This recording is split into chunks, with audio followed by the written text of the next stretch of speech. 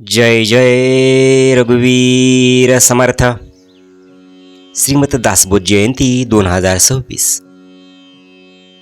श्री समर्थ रामदास स्वामीचा ग्रंथराज श्रीमत दासबोध हा केवळ ग्रंथ नसून तो मानव जीवनाला योग्य दिशा देणारा, आत्मोन्नती घडवणारा आणि समाज घडवणारा महाग्रंथ आहे.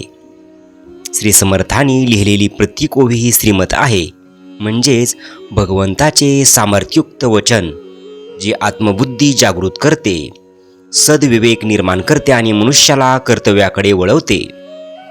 या ग्रंथाच्या श्रवणानेच श्रीमत आणि लोकमत यातील फरक उमजतो. लोकमत म्हणजे सहज मिळालेली, भावनावश करणारी, अधोगतीकडे नेणारी मते. श्रीमत म्हणजे विवेक जागवणारे, निष्काम कर्माकडे व परमार्थाकडे नेणारे भगवंताचे वचन. दासबोधाचा मुख्य पाया श्रवण आहे.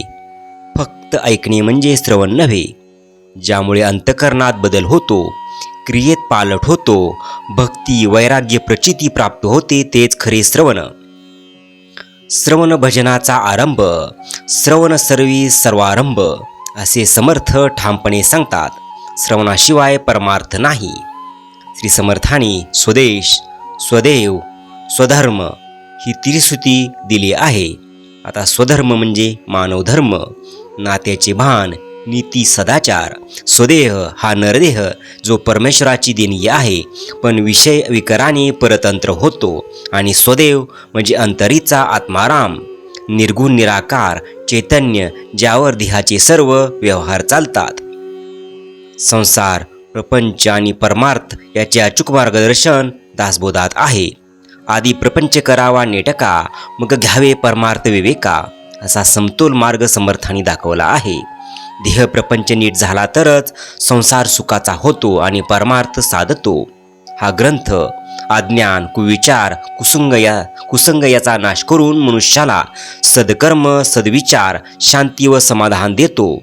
समाजातील स्त्री पुरुष बालके यांना योग्य संस्कार देऊन उत्तम नागरिक घडवण्याचे सामर्थ्य दासबोधात आहे.